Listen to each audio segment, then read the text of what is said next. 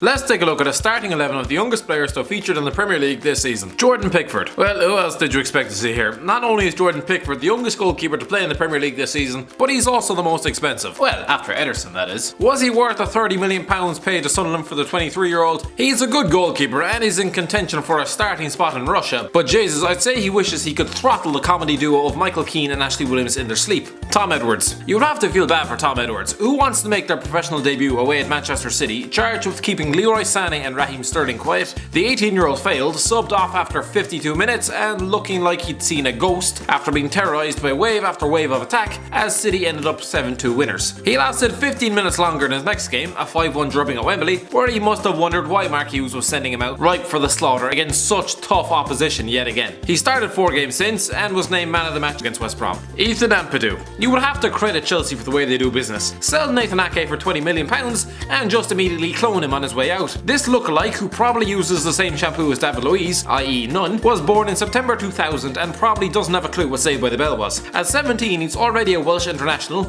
not a bad omen, and made his Premier League debut against Huddersfield in December, playing the final 10 minutes. Declan Rice. A message to Martin O'Neill: for the love of God, give Declan Rice a cap. I don't care who against, just put him on that pitch. I do not want to be Jack Grealish all over again. Rice, a 19-year-old prospect at West Ham, looks the real deal. He's played 21 games in all competitions this season, emerging as one of the rare shiny lights of the London Stadium. Having represented the Republic of Ireland at every underage level, but having been born in London, give that man a cap quickly. Josh Tymon. What is it about Stoke City and investing their hopes in teenage fullbacks? Josh Tymon, a man who was born 4 days before Ole Gunnar Solskjaer clinched the treble, and so yes, that means Wes Brown has been playing professional football longer than he's been alive, has made 3 league appearances this season, though some aggregate was an 11-0 defeat. Phil Foden. England's worst kept secret. When you end up winning player of the tournament as your country lift the World Cup, albeit the under-17 World Cup, you're going to get some attention. All credit to the 17-year-old, he's managed to force his way out of that star-studded Man City bench. Impressive, considering Guardiola sometimes instead chooses to put fresh air on the bench instead of an actual player. He made his Premier League debut in a 4-1 win against Tottenham last December. Raheem Harper. There's quite a few players in this list who weren't even born in the 90s. Raheem Harper became only the second kid born in the 2000s to ever play in the Premier League when he debuted for West Brom as a second-half substitute in a 1-0 win over Bournemouth last August. The midfielder has since gone on loan to Blackburn, but watch this space. Reiss Nelson. Arsenal do have a habit of producing top-quality footballers, and Jermaine Pennant. The 18-year-old wing-back/forward Reiss Nelson has been tipped for big things. He's been a Europa League and Carabao Cup regular, although he had to wait until last month to make his league debut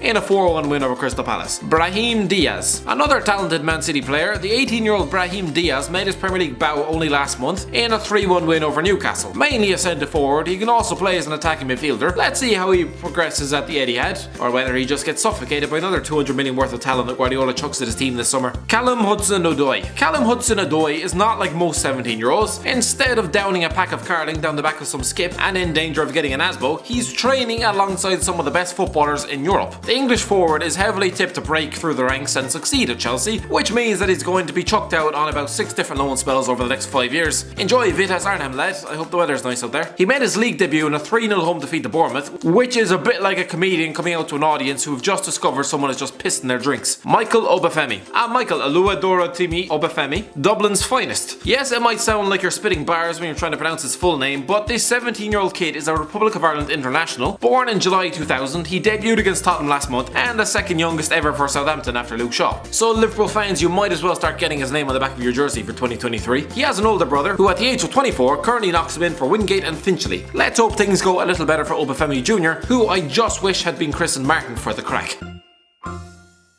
Thanks for watching. Don't forget to like, share and subscribe.